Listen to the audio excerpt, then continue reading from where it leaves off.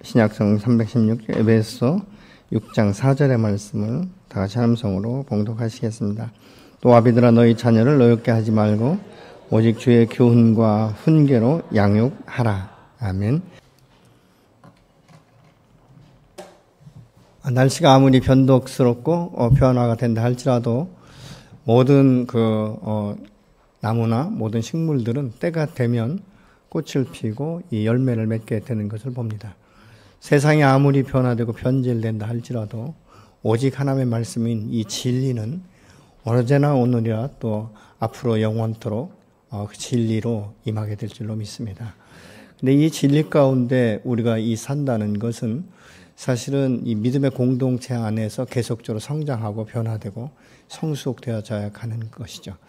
사실 이번이 이제 이 가정의 달이고 오늘은 이제 어린이 주일이지 않습니까? 그런데 사실은 이 신앙의 이 삶의 이 면면의 이 흐름을 보면 그 가정과 가문이 믿음의 유업을 지속적으로 계승받는 가정이 있는가 하면 어떤 가정들은 중간에 멈춰버리고 그 물길이 세상으로 돌아가는 이런 모습들을 볼 수가 있게 되는 것이죠. 그래서 이 자녀 교육이라는 것이 굉장히 중요한 것이고 또 우리가 신앙생활을 할 때 이 몇 년의 어떤 연수가 중요한 것이 아니라 내가 얼마나 변화되는가에 따라서 달라지는 것들을 우리가 보게 됩니다. 자녀들을 양육하면서 우리가 느끼는 것은 우리가 부모로부터 큰 유업을 받지 못했고 부모로부터 사랑받지 못했고 이 존중받지 못했던 이런 영역들이 내 자녀를 양육하는데 얼마나 걸림돌이 되는가를 때로는 느끼게 되는 것이죠. 그래서 사실은 자녀를 양육하면서 부모의 도리를 배우는 것이죠. 우리 부모들이 못다한 이유가 무엇일까? 그 원인이 무엇일까? 이런 것들을 우리가 때로 발견할 때가 있는 것이죠. 그래서 부모를 이해하게 되는 것이고 용납하게 되는 것이고 오히려 그동안 내가 오해했던 이런 영역들에 대해서 하나님 앞에 용서를 구하고 부모를 부모답게 섬기는 그 자세나 이 모습으로 바뀌는 것을 볼 수 있습니다. 사실 우리가 자녀를 양육한다는 것은 어떤 때는 굉장히 생전 처음 경험은 되어지는 것들이고 굉장히 서툴고 이런 경우가 있습니다. 어떻게 말을 해야 될지, 어떻게 사랑한다라고 표현해야 될지, 어떻게 진리 가운데 바로 서야 될지 이런 영역들이 사실은 어렵죠. 우리의 옛 시대보다도 앞으로 이 미래 시대는 가면 갈수록 더 험난한 시대인 것을 보게 됩니다. 그래서 많은 목회자들이 한 30년대쯤 되면 많은 교회들이 주일학교가 없어지게 될 것이다. 이렇게 이야기합니다. 결국은 주일학교가 없어진다는 이야기는 청소년이 없어지고 청년들이 사라져가는 것들을 볼 수 있게 되는 것이죠. 마치 교회가 유럽의 교회처럼 노인들만 이제 남아나는 이런 교회들로 전락되기가 쉽다. 이런 이야기를 들으면 굉장히 비상인 것을 우리가 알게 되는 것이죠. 그 요인 중에는 여러 가지가 있습니다. 왜냐하면 결혼 적령기가 늦어지다 보니까 많이 낳아야 한둘 정도 낳게 되는 것이죠. 이 한둘인데 부모들이 신앙생활을 하지 않으면 그 아이들도 여전히 세상 가운데 빠져서 우상 가운데 이 어둠의 영 가운데 앉아 있을 수밖에 없는. 그래서 결국은 보십니까? 세상에 육신을 입고 왔다가 육신의 장막이 무너지면 영원한 사망의 길로 가게 될 수밖에 없는 것 아니겠습니까? 그래서 우리 교회 같은 데서도 이 전도 집회를 하는 이유가 무엇입니까? 사망의 길로 가는 멈춰서게 하는 것이죠. 다시 한번 생명의 길로 옮겨지고 그들의 가문과 가계도가 변화를 받고 이 믿음의 유업과 언약의 이 유업들이 다음 자손에 이르기까지 계승되기 위해서 우리가 전도 집회를 하는 것 아니겠습니까? 사실 이 자녀들은요, 태중에서 나와서 가장 첫 번째로 사회를 경험하는 것이 부모예요. 부모가 자기를 어떻게 반겼는지, 어떻게 사랑하는지, 어떻게 축복하는지, 어떻게 이해를 하는지, 그리고 어떻게 교육하는지를 우리가 하나하나 배우게 되는 것이죠. 사실은 사랑이라는 것은 사랑을 받아본 사람들은 자연스럽게 사랑을 흘려보낼 수 있지만 부모로부터 원 가정으로부터 사랑을 충분히 받지 못하면 자녀들을 사랑은 해야 되는데 어떻게 사랑해야 될지를 몰라요. 그래서 자기 방식대로 사랑을 하는 것이죠. 자기 방식대로 표현을 하는 것이에요. 그러다 보니까 이 어린 아이들의 이 순수한 마음밭에 그것이 하나의 상처의 씨앗으로 남기도 하지만 때로는 예수를 믿지 않는 이 불신의 벽을 쌓는 계기도 되는 것들을 우리가 보게 되는 것이죠. 부모의 삶을 통해서 아이들은 배우는 거예요. 말보다도 삶을 통해서. 그래서 예수님께서 제자들을 훈련시킬 때 이제 도제 훈련을 시켰는데, 이 도제 훈련이라는 것은 무엇입니까? 함께 먹고 함께 마시고 함께 자고 함께 동행하고 동역하는 것을 의미하는 것이죠. 그래서 주님께서 말씀하실 때 때로는 그것이 이해가 되지 않고 비유로 예수님이 말씀하시면 제자들은 꼭 그 집에 돌아오든지 아니면 쉬는 시간에 그 주님께 질문하죠. 선생님 아까 말씀하셨던 그 비유가 어떤 이유입니까? 그러면 예수님께서 비유를 풀어서 설명해 주시는 것을 볼 수 있습니다. 마치 이와 같이 우리가 자녀들을 양육할 때 그 주님의 마음을 가지고 겸손함으로, 온유함으로, 용납함으로 이 자녀들을 양육해야 되는데, 내가 그렇게 부모로부터 교육받지 않으면 우리 자녀들에게 나도 모르게 우리 부모로부터 받은 그대로 전수하는 모습을 볼 수 있습니다. 우리가 성장을 하다 보면 다른 사람들과 이렇게 비교가 생기지 않습니까? 어떤 가정은 정말 나와 같은 동시대의 사람인데 가정으로부터 충분한 공급을 받고 충분한 사랑을 받은 사람이 있는가 하면, 어떤 가정은 겨우 먹고 사는 이것에 전전긍긍하고 자녀들을 사랑한다든가 자녀들과 함께 동행할 수 있는 여유가 없는 것이죠. 왜냐하면 그 가정을 세워나가는 것이 그만큼 힘들기 때문에 그런 것 아니겠습니까?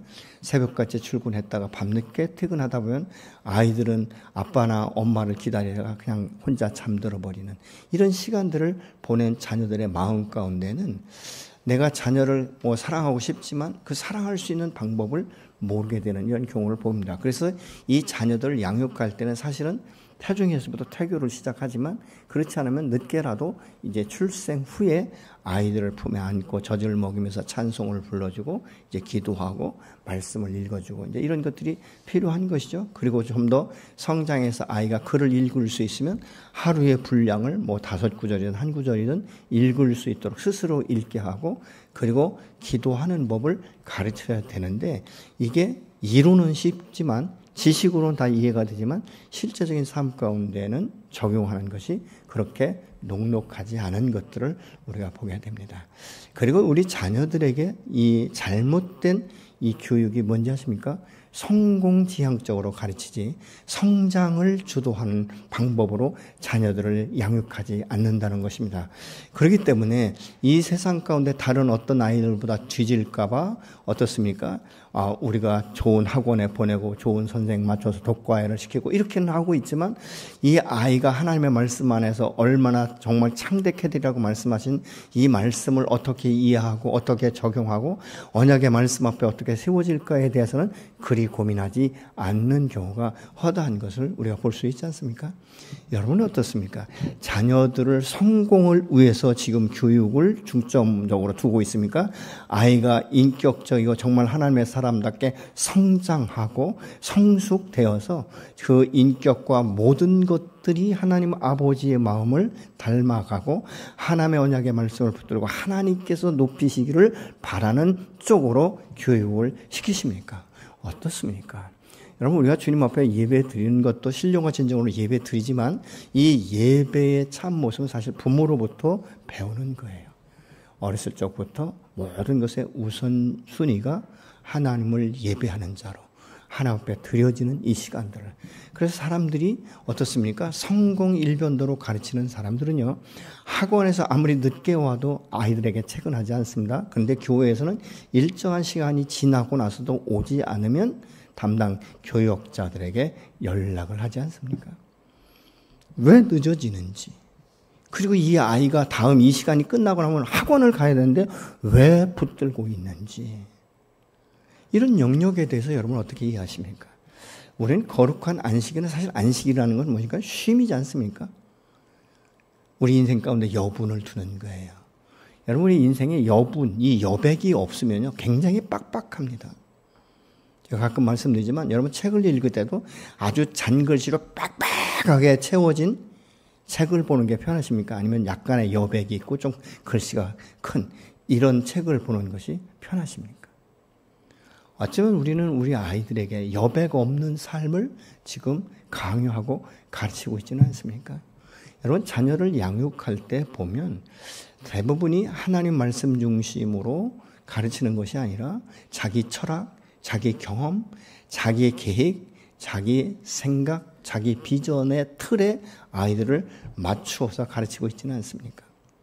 하나님께서 우리에게 이 자녀를 믿음의 선물로 주셨지만 그 아이에게는 많은 같은 가정 가운데 자녀가 있다 할지라도 모든 재능과 은사가 각각 달라요. 이 다른 부분들을 다르다고 인정하고 그 부분을 개발할 수 있도록 가르쳐 주는 것이 바로 부모의 도리이지 않습니까? 근데 우리는 어떻습니까? 판박이처럼 너는 뭐가 돼야 되고 너는 어떻게 살아야 되고 어떻게 성공해야 되고 이런 부분들 그러면서 말합니다. 가난은 내 대에서 끝났으면 좋겠다. 아주 가난이라는 이 지긋지긋한 이 올무를 끊었으면 좋겠다. 그래서 너는 이렇게 돼야 된다라고 말하고 있는 것이죠. 근데 제가 살아보니까요. 사실은 돈이 많은 것이 중요하고 필요하지만 돈 많은 것보다 더 중요한 것은 뭐냐면 삶 가운데 자유와 평안이에요. 삶이 자유로워야 돼요. 평안해야 돼요. 그래야 안정감을 누릴 수 있고 여백이 있어요. 여유가 있어요. 그래서 이 공간의 시간에 머물러 서서 하나님은 어떤 분이신지 하나님은 내게 어떻게 지금 다가오시는지 어떻게 말씀하고 있는지 나는 지금 믿음이 얼만큼 변화되고 있는지 이런 것들을 우리가 봐야 되지 않습니까? 근데 어떻습니까? 우리 자신부터도 예배에 대한 이 부름에 대해서 순응하기보다는 예배를 빨리 정한 시간에 끝내고 빨리 다음 일들과 업무를 추진하기 위해서 앉아있는 경우가 굉장히 많지 않습니까? 그래서 우리가 자녀들도 그렇게 앉아있는 시간, 이 여유와 여백의 시간, 이 공간의 시간을 두지 않으려고 하는 것이죠. 그래서 어떤 분들은 그렇게 말합니다. 아이들은 이제 신앙생활은 대학에 들어간 다음부터 해도 된다라고 말합니다. 근데 여러분, 사람의 인격은요, 쉽게 바뀌지 않습니다. 사람의 습관은 하루아침에 이루어지는 것도 아니고 하루아침에 바뀔 수 있는 것도 아닌 거예요. 여러분, 다 좋지만 그 아이의 성품이 나쁘다. 여러분, 어떻게 하시겠습니까? 그런 사람을 상대로 여러분의 자녀들을 결혼할 수 있도록 허락하시겠습니까? 모든 것이 좀 부족해도 인격과 그 성품의 됨됨이가 좋아야 되지 않겠습니까? 이런 그 부분들이죠. 그러면 이 인품과 성격과 가치관과 정체성과 이런 이 세계관이 어디서부터 형성됩니까? 원가정에서부터 형성이 되어지는 거예요. 그렇기 때문에 때로는 자녀들을 우리가 양육하다가도 순간순간 뜨어할 때가 있지 않습니까? 아, 이거 아닌데 라고 생각될 때가 있습니다. 그러면 그때 정말 믿음의 사람이라면 하나님 앞에 먼저 기도하고 그리고 자녀에게 정직하게 이야기하고 용서를 구할 수 있는 이 용기가 부모 세대에 있어야 되는 것이죠. 그러면서 아까도 말씀드렸지만 우리 부모 세대가 나를 가르칠 때 왜 나를 그렇게 막대했는가? 왜 우리 부모의 말은 그렇게 거칠었는가를 보면 그 위에 원 가정의 언어라든가 삶과 생활과 이 습관이 어떤 구조로 이루어졌는가를 보면서 이해하게 되는 것이죠. 그래서 부모 세대를 위해서 자녀 세대가 기도하는 것이죠. 축복을 기도하고 용납을 선포하고 그래서 부모에게 효도할 수 있는 이런 자세를 가질 수 있는데 우리의 자녀들이 그 진리 가운데서 바른 훈련을 받지 못하면 세상 사람과 똑같은 기준과 똑같은 관점에서 보고 평가하기 때문에 부모를 대할 때 효하는 마음이 없습니다. 자기들의 필요한 것만 채워지기를 원하는 이런 그 방법을 우리가 볼 수 있게 되는 것이죠. 자녀를 잘 키운다는 것은 무엇입니까? 하나님께서 이 아이에게 주신 것이 무엇인지 하나님이 이 아이를 통해서 무엇을 이루고자 하는지를 부모가 먼저 깨닫는 거예요. 그래야 그 방향으로 그 목적을 향해서 우리가 아이를 존중하고 권면하고 세워줄 수 있는 것이죠. 아이와 어른의 차이점이 무엇입니까? 아이는 스스로 모든 문제를 해결할 수 있는 방법을 몰라요. 왜냐하면 경험된 것이 없기 때문에. 지식이 없어요. 습득된 것이 없고 그렇게 한 번도 경험해 본 적이 없기 때문에 그렇습니다. 여러분, 자녀가 어렸을 적에 품어낸 자식이지 어느 정도 나이가 먹으면 굉장히 독립적으로 나가려고 하는 것이죠. 조금만 말하면 참견한다고, 조금만 말하면 됐다고 말하고, 조금만 더 하면 내가 알아서 한다고, 이런 그 모습을 볼 수 있는데, 사실은 아이가 스스로는 성장하고 성숙된 것 같지만 선택하고 결정하는 부분을 보면 영 어린아이와 같은 이런 그 모습을 우리가 볼 수 있지 않습니까? 우리가 아이를 양육할 때 그래서 몇 가지 부분을 생각할 때 아이는 어른과 다르다는 것을 먼저 인정해야 됩니다. 아이들의 특징은 굉장히 천진난만하고 순수합니다. 그렇기 때문에 이게 어둠인지 이것이 빛인지 이게 생명인지 죽음인지를 구분할 수 없어요. 그렇기 때문에 이 아이에게 잘 설명을 하고 그리고 가르쳐 주는 것이 중요한 것이죠. 그래서 우리가 아이를 어떻게 훈련하는가, 이게 평생 습관을 어떻게 길러주는가, 자기 자신을 어떻게 이해하는가, 자기 정체성과 이 세계관, 이 가치관을 어떻게 정립해 줄 건가는 우리가 성경을 통해서 함께 나누고 말씀을 세워나가는 것이죠. 누가복음 9장 48절 같이 보시겠습니다. 그들에게 이르시되 누구든지 내 이름으로 이런 어린 아이를 영접하면 곧 나를 영접하며 또 누구든지 나를 영접하면 곧 나를 보내신 이를 영접함이라. 너희 모든 사람 중에 가장 작은 그가 큰 자라. 참 아이처럼 순수한 사람이 별로 없어요. 단순하지 않습니까? 그렇기 때문에 아이를 먼저 용납하고 이렇게 하는 것이 바로 주님을 영접하는 것이고, 주님을 영접하는 것이 자기를 보내신 하나님 아버지를 영접하는 것이고, 그리고 오히려 작은 자가 더 크다 이렇게 말합니다. 어린아이를 우리가 긍휼히 여기면서 순수해야 하지만 이 성장하면서는 무엇입니까? 지혜를 겸비해야 되는 것이죠. 고린도전서 14장 20절은 이렇게 말씀합니다. 형제들아, 지혜는 아이가 되지 말고 악에는 어린아이가 되라. 지혜는 장성한 사람이 되라. 지혜는 장성한 사람이 되어야 되는데 참된 이 지혜는 어디서 나옵니까? 진리의 말씀에서부터 나오는 것이죠. 하나님의 말씀과 그 은혜 가운데 나오는 것이기 때문에 그렇습니다. 두 번째는 아이는 항상 배우는 존재라는 것을 우리가 인정해야 되는 것이죠. 아이는 이 세상에 나와서 모든 것이 새로운 거예요. 모든 것이 처음 것인 것입니다. 그렇기 때문에 이 새롭고 처음을 어떻게 준비하고 어떻게 맞이해야 되는가는 부모를 통해서 배우는 거예요. 이런 문제가 있을 때, 이런 상황일 때는 이렇게 하는구나, 이렇게 하는구나라는 것들을 우리가 알 수 있게 되는 것이죠. 그래서 이 어렸을 적에 아까도 말씀드린 처음에는 말씀을 읽어주고 그 다음에 아이가 글을 읽을 수 있으면 이제 성경을 스스로 읽게 하고, 기도는 매번 같이 매일같이 훈련하기가 어려우면 그냥 일주일에 한 2번 정도 가정 예배를 통해서 기도도 훈련시키고 말씀도 읽게 하고, 때로는 그 말씀에 대해서 어떻게 이해하고 있는지를 말할 수 있는 이런 기회들을 반복적으로 주는 것이죠. 이것이 훈련이에요. 세 번째, 자녀는 무엇인가 부모를 의존하게 되어 있어요. 왜냐하면 스스로 문제를 해결할 수 있는 힘이 없다는 것을 아이들이 잘 알고 있습니다. 그런데 이 의존적인 것이 성년이 되어서도 의존적이 되어서는 안 되는 것이죠. 어린아이가 처음에는 의존적이지만 점차적으로 이 훈련을 통해서, 교훈을 통해서 아이가 성장하고 성숙되면서 상호 의존 관계가 되어야 되는 것이죠. 서로가 서로를 존중하고 서로가 서로 의지하고 서로가 서로의 문제를 해결해 줄 수 있는, 서로를 격려해 줄 수 있는 이런 관계로 성장하고 성숙할 수 있도록 부모는 자녀들을 양육해야 되는 것이죠. 그래서 어렸을 적에는 일방적인 것 같지만 사실 일방적이 돼서는 안 되고 항상 아이의 의견을 될 수 있으면 물어봐야 되는 것이죠. 이렇게 할 것인데 어떻게 생각하는가, 이런 그 부분들이죠. 사실 저는 우리 아이들이 어렸을 때 그렇게 교육을 잘 못했어요. 제가 여러 가지 문제가 있지만, 그래서 나중에 이것이 굉장한 후회가 되더라고요.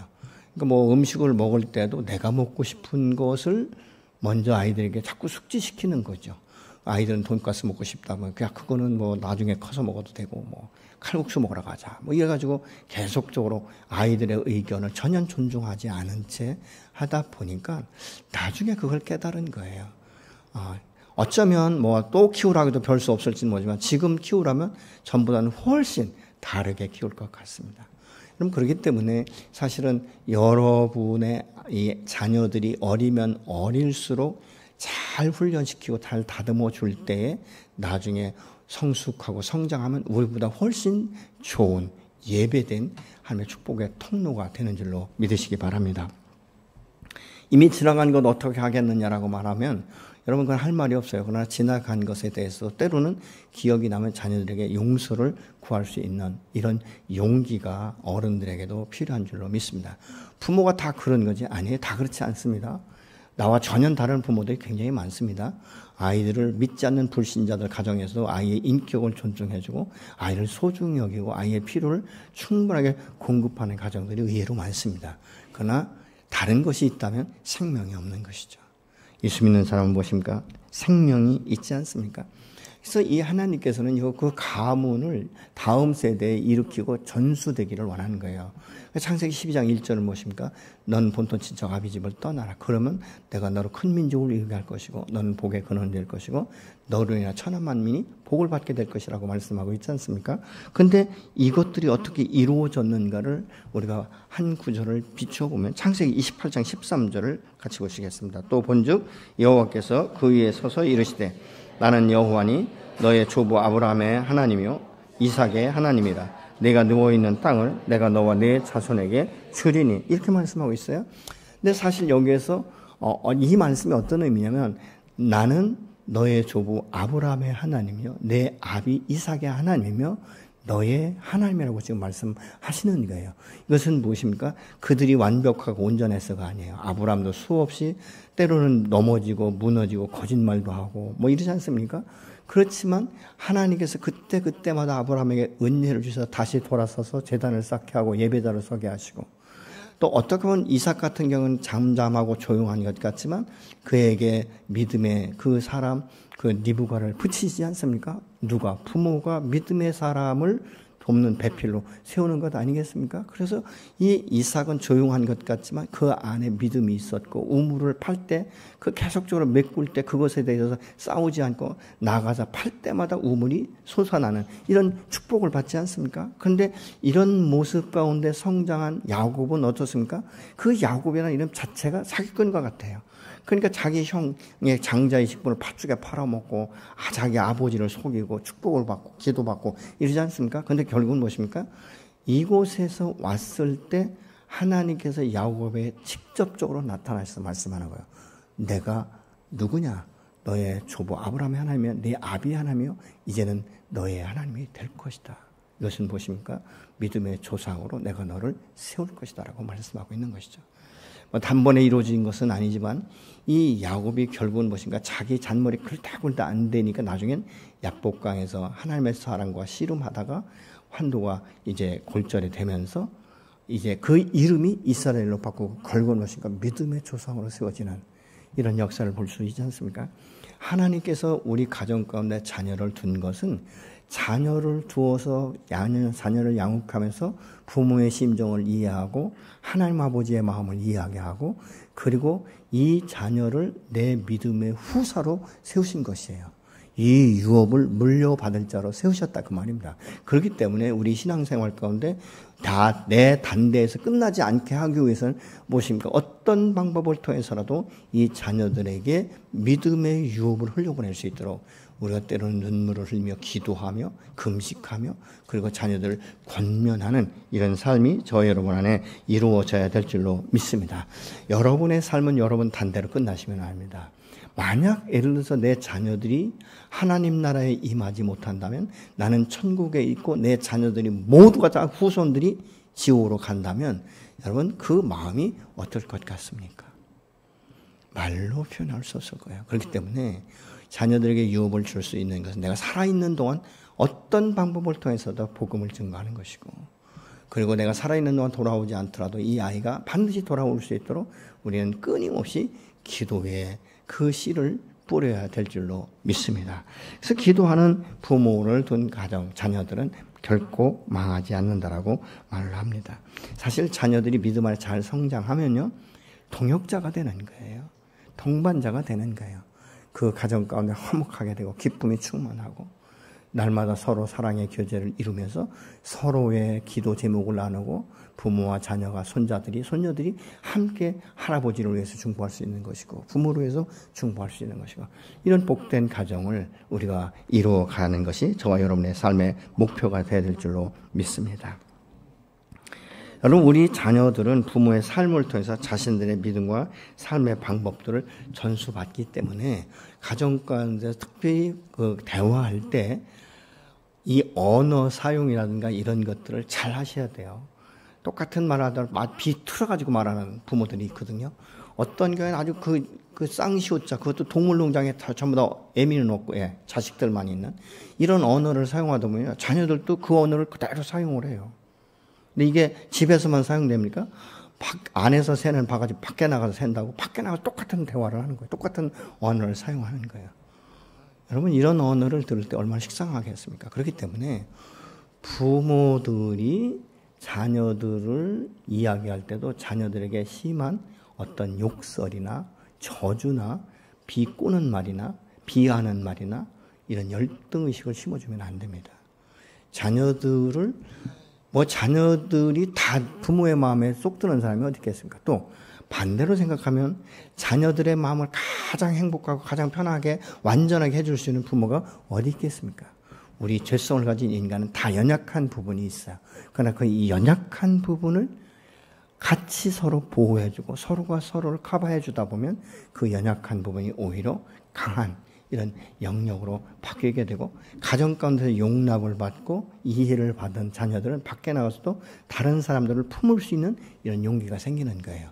그리고 온유한 마음으로 절제할 수 있고 인내할 수 있는 이런 것들이 원 가정 가운데 세워지는 줄로 믿습니다. 그래서 우리는 자녀들을 양육할 때 어떻게 살 것인가, 성공일본도로 나가는 것도 중요하지만 무엇을 하며 살 것인가가 매우 중요한 것이죠. 그리고 우리 자녀들을 양육할 때 내가 이 아이에게 무엇을 전수해 줄 건가를 먼저 생각해야 되는 것입니다. 여러분, 사랑과 말씀으로 양육하고 교훈과 훈계로 양육하라고 말씀하는데, 교훈은 이 교양으로 이 예방에 해당된다면 훈계는 치유에 해당된다, 이렇게 우리가 볼 수 있어요.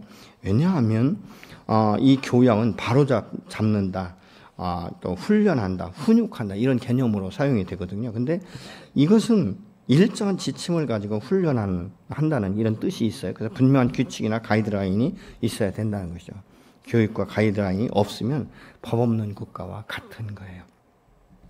자녀들 교육의 장애물은 많이 있죠. 요즘에 예를 들면 핸드폰이라든가 어떤 게임이라든가. 그래서 어떤 때 보면 아이들이 설교 시간에도 게임하는 아이들이 있어요. 설교 시간에도 그냥 유튜브 보는 어른들도 있다니까요. 왜냐면 너무 거기에 깊숙이 빠지다 보니까 이 중독이 되어버린 거예요. 그래서 지금 내가 무엇을 하고 있는지, 왜 이 자리에 와서 앉아 있는지를 구분을 못하는 이런 사람이 있습니다.